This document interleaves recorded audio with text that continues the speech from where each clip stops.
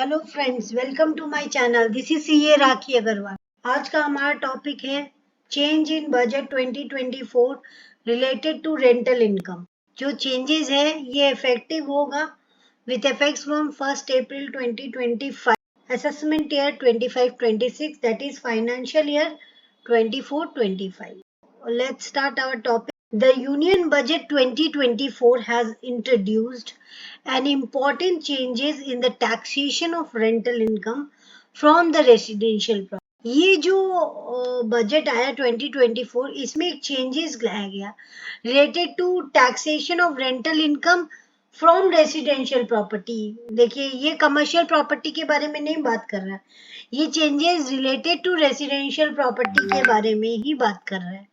अगर कोई भी रेंटल इनकम आपका आता है फ्रॉम रेसिडेंशियल प्रॉपर्टी से, to curb tax evasion, finance minister Nirmala Sitharaman has mandated that such income can only be declared under the income from house property head and not under the profit and gain from business or profession। मतलब कहने का मतलब है कि बहुत जन क्या करते थे ना, बिफोर दिस बजट उन लोग क्या करते थे, उन लोग के पास सपोज एक तो सेल्फ ऑक्युपाइड हाउस प्रॉपर्टी था, उससे ज्यादा जो भी हाउस प्रॉपर्टी होती उसको उन्होंने रेंट पे दे दिया, उससे उनको रेंटिंग इनकम आया और वो रेसिडेंशियल प्रॉपर्टी है, not a commercial property. Commercial property का अलग फंडा है, उसको अगर आप रेंट पे देते हो या पीजी बनाते हो या कोई बिजनेस पर्पस के लिए आपने रेंट पे दिया है या ऑफिस एकोमोडेशन है, वो ऑफिस बनाया है, उससे कोई रेंट आ रहा है तो वो इज समथिंग डिफरेंट। पर अगर आप रेसिडेंशियल प्रॉपर्टी को रेंट पे दिए हैं, उससे अगर आपको कोई इनकम आ रहा है, उस पे ये चेंज लाया गया है। Some of the people before this budget, what they do, they generally disclose this income as a business income, और उस पे जो भी खर्चा रहता बिजनेस का, जैसे डेप्रिशिएशन का, सैलरी का, जो भी बिजनेस का, टेलीफोन एक्सपेंसेस, जो भी बिजनेस का जो भी खर्चा लगता था उसमें से रिड्यूस कर लेते थे। Municipal tax, interest on loan, सब रिड्यूस करने के बाद जो इनकम बचता था उसी पे टैक्स देते थे। तो इससे क्या होता था, उनका जो इनकम है वो कम दिखता था और उस पे कम पे ही टैक्स लगता था। सो इसीलिए गवर्नमेंट ने नोटिस किया इस चीज को और फिर बजट 2024 में इसमें चेंज ला दिया। The Union Budget 2024 has introduced an important change in the taxation of rental income from the residential property. In order to curb the tax evasion, Finance Minister has mandated that such income can only be declared under the income from house property head and not under the income from business profession। उसको business income नहीं मानेंगे। अगर आपने कोई भी renting income की है from the residential property, तो उसको हम लोग इनकम फ्रॉम हाउस प्रॉपर्टी ही डिस्क्लोज करेंगे। ये चेंजेस है budget 2024। Previously some tax payers, previously मैंने आपको बताया, some tax payers were exploiting the income by declaring the rental income as business income, which allowed them to claim additional deduction like repairs, depreciation भी वो claim कर लेते थे, क्योंकि income from house property में आपको 3 ही डिडक्शन मिलता है। एक 30% का स्टैंडर्ड डिडक्शन मिलता है, जो टैक्स आप पे कर रहे हो, प्रॉपर्टी टैक्स या म्यूनिसिपल टैक्स, उसका डिडक्शन मिलता है जो कि ओनर पे करता है, और एक आपको इंटरेस्ट, अगर आपने कोई बोरो करके लोन का अमाउंट आप चुका रहे हो उस रेंटल प्रॉपर्टी पे, तो उस इंटरेस्ट का आपको डिडक्शन मिलता है। तो ये 3 ही डिडक्शन अलाउड है, उसको छोड़ के और कोई डिडक्शन नहीं मिलता। पर अगर आप इसको बिजनेस इनकम दिखाते, एक्सपेंसेस आप बिजनेस इनकम के साथ क्लेम कर सकते, लाइक रिपेयर्स, डेप्रिशिएशन, वही हो रहा था। और उससे क्या होता था कि प्रॉफिट कम हो जाता था और टैक्स भी कम देना पड़ता था, thereby reducing the taxable income. This practice has now been explicitly prohibited. ये जो प्रैक्टिस था बिफोर दिस बजट, इसको explicitly प्रोहिबिट करने के लिए, मतलब बंद करने के लिए ही ये बजट लाया गया 2024। इसको हम लोग एक एग्जाम्पल के थ्रू समझेंगे। सपोज पहले क्या होता था कि सपोज आपका इनकम है हाउस प्रॉपर्टी से, तो आप बिजनेस इनकम दिखा देते थे in case treating it as a business income from profession. आपके पास आप क्या करते हैं, एक आपके पास सपोज एक घर है, उसको आप रेंट पे दे देते थे और रेंट आता था, उसको बिजनेस इनकम दिखा देते। रेंटिंग इनकम को बिजनेस इनकम, उससे आप डेप्रिसिएशन भी क्लेम कर लेते थे, म्यूनिसिपल टैक्स भी, इंटरेस्ट ऑन बोरोड और मिसलेनियस एक्सपेंसेस, और उससे जो लॉस आता था उसका सेट ऑफ भी क्लेम कर। तो इससे क्या होता था, आपका प्रॉफिट कम हो जाता था और टैक्स भी कम देना पड़ता था। तो गवर्नमेंट को लगा कि भाई हमको टैक्स कम मिल रहा है तो इसको चेंज किया जाए। तो नया कॉन्सेप्ट है कि गवर्नमेंट बोल रहा है कि अगर जो आपका इनकम आता है, अगर रेंटल प्रॉपर्टी भी है, उसको आप बिजनेस इनकम नहीं डिस्क्लोज करोगे, उसको आप इनकम फ्रॉम हाउस प्रॉपर्टी ही डिस्क्लोज करोगे in case of residential accommodation. Suppose this concept is explained with the help of example. Suppose a person that is the taxpayer repay a housing loan of rupees 4 lakhs annually. Housing loan ले रखा है उस 4 लाख का annually, out of which 2 lakh is the interest component, interest भी पे करता है उस पे। He has also incurred a pre construction interest of rupees 3 lakhs. He is earning 10,000. वो प्रॉपर्टी को उसने क्या किया, एक तो लोन लेके उसने एक प्रॉपर्टी खरीदी और उस प्रॉपर्टी को उसने किराए पे लगा दिया, मतलब रेंट पे।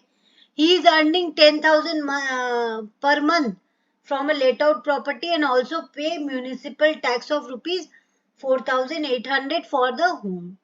Let's calculate the income from तो आप कैलकुलेट कर लीजिए इनकम फ्रॉम हाउस प्रॉपर्टी। बोल रहा है कि ग्रॉस एनुअल वैल्यू जो आप रेंट रिसीव कर रहे हो, रेंटिंग इनकम आपका कितना हो रहा है, रेंटिंग इनकम आपका हो रहा है 10,000 इंटू 12 दैट इज 1,20,000। उस पर municipal tax paid by honour, owner उस पर म्यूनिसिपल टैक्स दे रहा है 4,800, उसको रिड्यूस कर दीजिए। फिर नेट एनुअल वैल्यू आएगा 1,20,000 माइनस 4,800 दैट इज 1,15,200। उससे आप स्टैंडर्ड डिडक्शन जो मिलता है 30% वो क्लेम कर लीजिए। तो 1,15,200 पे आप 30% डिडक्शन क्लेम कर लीजिए, तो वो हो गया 34,560। अब यहाँ पे बोला है कि आप तो लोन लेके लेट आउट किए हो, तो आपको इंटरेस्ट का भी डिडक्शन मिल जाएगा। तो जब आप कोई लोन लेके घर को लेट आउट करते हो, तब क्या होता है, उस पे आपको स्टैंडर्ड जो डिडक्शन मिलता है इंटरेस्ट का, उस पे कोई लिमिट प्रिस्क्राइब नहीं है। लेकिन अगर आप खुद लोन लेके सेल्फ ऑक्यूपाई करते हो, मतलब आप खुद रह रहे हो उस प्रॉपर्टी पे, तब आपका लिमिट प्रेस्क्राइब्ड है इंटरेस्ट का कंपोनेंट का 2 लाख रुपया। लेकिन अगर आप वही प्रॉपर्टी को लेट आउट कर देते हो, तो उस पे अगर आप इंटरेस्ट पे कर रहे हो, तो उसके लिए 2 लाख का लिमिट प्रेस्क्राइब नहीं है, उस पे जितना भी आप इंटरेस्ट पे करोगे पूरा अलाउड है deduction. Let interest on housing loan is 2 lakhs, in this case 2 lakh का है, तो 2 लाख का आपको इंटरेस्ट मिल जाएगा। और pre construction interest 1/5 of 3 lakhs, because pre construction interest वो 3 लाख का पे कर रहे, तो इसको 1/5 करके मिलता है इसका।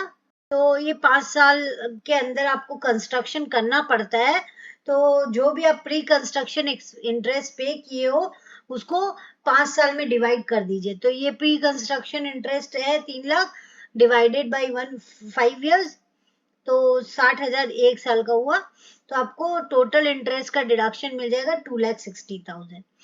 अगर आप कोई भी प्रॉपर्टी ने आपने लोन लेके ली है और उसको आपने रेंट पे चढ़ा दिया, तो उस पे अगर आप इंटरेस्ट पे कर रहे हो, तो जितना आप इंटरेस्ट पे कर रहे हो उतना आपको डिडक्शन मिल जाएगा।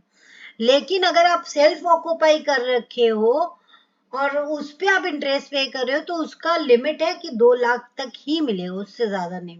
तो यहाँ पे आपका लॉस हो गया, because 1,20,000 minus 4,800 minus standard deduction 34,560, उससे इंटरेस्ट ऑन लोन आपने माइनस किया 2 lakhs, उससे आप प्री कंस्ट्रक्शन लोन इंटरेस्ट का डिडक्शन लिया 60,000, तो आपको लॉस हुआ है आपको 1,79,360। मतलब इनकम से आपने इंटरेस्ट घटा दिया, सब कुछ घटा दिया, तो आपको लॉस हो गया 1,79,360। तो ये था कि आपको हाउस प्रॉपर्टी में ही दिखाना, आपको बिजनेस इनकम बोल के नहीं दिखाना। Previously people do that, they disclose that business income बोल के उससे सारा खर्चा का ले लेते थे, और जो बैलेंसिंग फिगर रहता है, जैसे कि इन दिस केस इनकम है, इनकम फ्रॉम रेंटिंग इनकम है 6 लाख का, उससे डेप्रिसिएशन का भी खर्चा ले लिए, municipal tax, interest on borrowed capital पूरा ले लिए, मिसलेनियस एक्सपेंस ले लिए, तो नेट इनकम उनका हो गया 75,200। मतलब 6 लाख का इनकम को 7,500 कर दिया उन्होंने, और उस पे टैक्स दिया, तो कितना कम कर दिया। इसीलिए इस सिचुएशन को टैक्स इवेड ना हो, इसीलिए गवर्नमेंट ने बजट 2024 में स्ट्रिक्टली बोल दिया। क्या बोला यहाँ पे देखिए, if a tax payer own a property, अगर कोई भी टैक्स पेयर है जो कि ओन करता है property and rent it out, उसको भाड़े पे लगा देता है, the rental income is generally tax under the head income from house property. सीधा सीधा गवर्नमेंट ने बोल दिया, अगर टैक्स पेयर है जो कि प्रॉपर्टी है जिसका, और उसको उससे रेंट आ रहा है, तो वो रेंटिंग इनकम माना जाएगा and tax under the head income from house property. This means there are specific rules and deduction applicable to this type of income. Deduction allowed from income from house property, क्या क्या deduction आपको income from house property से मिलेगा ये भी बता दिया। Like standard deduction मिलेगा, that is 30% of gross rental income, municipal tax और interest on home loan against the income. If the person run a business from the property, अगर business कर रहा है, अगर कोई भी पर्सन उस प्रॉपर्टी में बिजनेस कर रहा है, लाइक हॉस्टल बना रखा है एक तो, उससे उसको इनकम आ रही है, income from the business is tax under the head profit and gain from business and profession. उसको आप बिजनेस एंड प्रोफेशन ही मानोगे। कोई भी बिल्डिंग है उसमें हॉस्टल बना हुआ है, उससे इनकम आ रहा है, वो रेंटिंग पर्पज से के लिए दिया गया है, तो उससे अगर कोई इनकम आ रही है तो उसको बिजनेस इनकम ही माना जाएगा। हाउएवर एनी रेसिडेंशियल प्रॉपर्टी, लेकिन अगर आजकल क्या होता है, small small people do their, उनके पास एक से अधिक प्रॉपर्टी होती है, तो उन लोग क्या करते हैं, पीजी पे दे देते हैं, रेंट पे। The 3 people, 4 people stay there and they receive a rental income from. However, any residential portion of the property would still be taxed under. अगर वो residential property है और उस पे आपने उसको आपने हॉस्टल बना दिया है, तो उस पे आपको इनकम फ्रॉम हाउस प्रॉपर्टी ही दिखाना पड़ेगा, उसको आप बिजनेस इनकम नहीं दिखा सकते। द अमेंडमेंट, ये जो अमेंडमेंट आया है ये इफेक्टिव होगा with effects from 1 April 2025 and will apply to the assessment year 25-26 and subsequent year. Such income will only be allowed to be taxed only under the head income from house property. Now comment. The proposed amendment has been brought to discourage disclosure of house property income from residential property under the head PGBP and claiming of depreciation against such income. ये amendment आया है कि वो discourage कर रहा है government कि आप इस इनकम को, हाउस प्रॉपर्टी इनकम को डिस्क्लोज की बिजनेस इनकम नहीं दिखा सकते, और आप डेप्रिसिएशन भी नहीं क्लेम कर सकते इस इनकम से। As held in the case of Chennai Properties and Investment Limited versus CIT by Honorable Supreme Court of India, rental income derived from letting out of commercial property. अगर आपको commercial property को, suppose office का पूरा office है building, उसको आप let out कर रहे हो, और तो उससे कोई इनकम आ रही है जिसका क्या ऑब्जेक्टिव है, business objective of the company, being the business objective of the company shall be classified as business PGBP only and not as a house property income.